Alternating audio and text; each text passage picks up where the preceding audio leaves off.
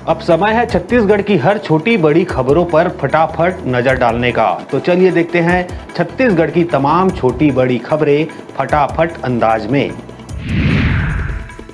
शराबबंदी का वादा कर कांग्रेस द्वारा गंगाजल की झूठी कसम वाले बीजेपी के आरोप को लेकर डिप्टी सीएम टीएस सिंहदेव ने दिया बयान। कहा, मैंने कभी गंगाजल लेकर नहीं खाई कसम। तो वहीं प्रियंका गांधी के घोषणाओं पर कहा, एक एक कर हाईकमान से अनुमति लेकर की जाएंगी घोषणाएं। सरगुजा के सीतापुर विधानसभा क्षेत्र से कांग्रेस प्रत्याशी और खाद्य मंत्री अमरजीत भगत को रिटर्निंग ऑफिसर ने नोटिस जारी कर 24 घंटे में मांगा है जवाब। एफएसटी की टीम ने सीतापुर के आदर्श नगर स्थित भगत के गोदाम पर छापा मारकर साड़ियां और खेल सामग्री की थी जब्त। बीजापुर में एक तरफ जहां नक्सलियों ने कई मार्गों पर पर्चे फेंक कर चुनाव का बहिष्कार किया है, तो वहीं दूसरी ओर गंगालूर इलाके के हजारों ग्रामीण भी अब चुनाव बहिष्कार का किया ऐलान। ग्रामीणों का कहना है कि उन्हें नेताओं और राजनीतिक पार्टियों पर अब नहीं रहा भरोसा। मनेन्द्रगढ़ चिरमिरी भरतपुर में पुलिस ने 2 अलग अलग जगहों से 3 लाख से ज्यादा की शराब के साथ 4 आरोपियों को किया गिरफ्तार। मध्य प्रदेश से छत्तीसगढ़ में खपाने के लिए लाई जा रही थी शराब। आरोपी अमित यादव और छबीलाल दुर्ग व कबीरधाम जिला का है निवासी। दुर्ग में एसएसटी एवं चौकी जेवरा सिरसा की संयुक्त टीम को मिली बड़ी सफलता। वाहनों की चेकिंग के दौरान भारी मात्रा में चादर भरी हुई कंटेनर किया गया जब्त। चादर की कीमत है लगभग 15 लाख रुपए। महादेव ऑनलाइन सट्टा ऐप मामले में रायपुर पुलिस ने की बड़ी कार्रवाई। मास्टरमाइंड दीपेश सिंह चौहान समेत 6 आरोपियों को भिलाई से किया गया गिरफ्तार। पार्षद दीपक जायसवाल के भाई को भी बनाया था शिकार। इन सटोरियों ने कई लोगों के खाते से किया था करोड़ों का हेरफेर। राजधानी के जी रोड स्थित तहसील ऑफिस के सामने प्रसिद्ध हनुमान मंदिर में चोरों ने की सेंधमारी। शातिर चोरों ने मंदिर का ताला तोड़कर चांदी की मूर्ति और थाल लेकर हुए फरार। मौधापारा थाने में की गई शिकायत दर्ज। बिलासपुर हाईकोर्ट के निर्देश के बाद रायगढ़ में तेज आवाज में बजने वाले डीजे और साउंड सिस्टम को लेकर जिला प्रशासन हुआ सख्त। पुलिस ने 3 डीजे संचालकों का साउंड बॉक्स और डीजे मशीन किया जब्त। दुर्गा मेला सार्वजनिक स्थल पर बिना अनुमति के बजा रहे थे डीजे। बिलासपुर में आरएसएस ने मनाया विजयादशमी का पर्व। पूर्व गणवेश में स्वयंसेवकों ने किया शारीरिक कार्यक्रमों के साथ शौर्य प्रदर्शन। सैकड़ों गणमान्य नागरिकों की उपस्थिति में मुख्य वक्ता ने संबोधित करते हुए विजयादशमी को बताया दानवता पर मानवता की विजय का पर्व।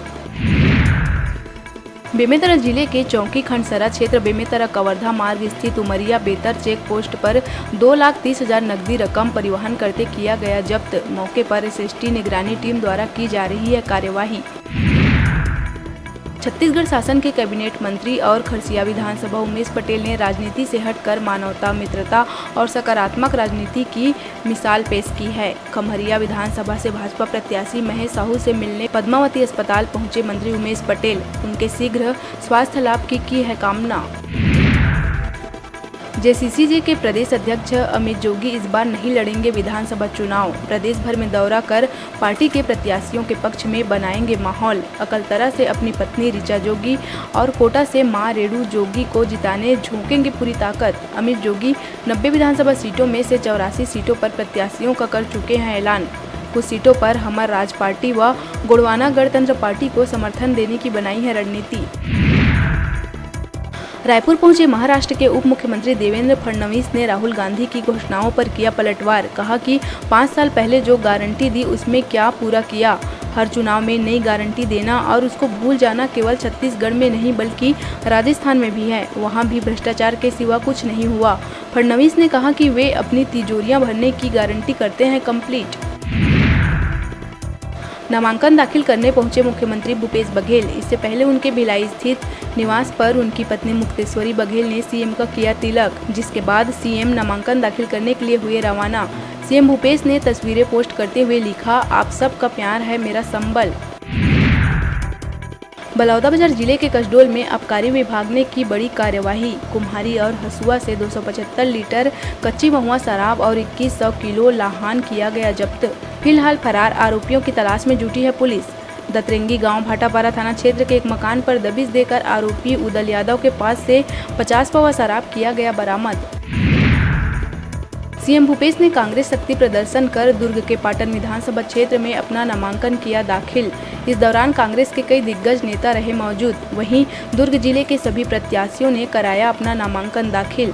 बता दें कि छत्तीसगढ़ में विधानसभा चुनाव के दूसरे चरण के नामांकन दाखिल करने का है आज अंतिम दिन।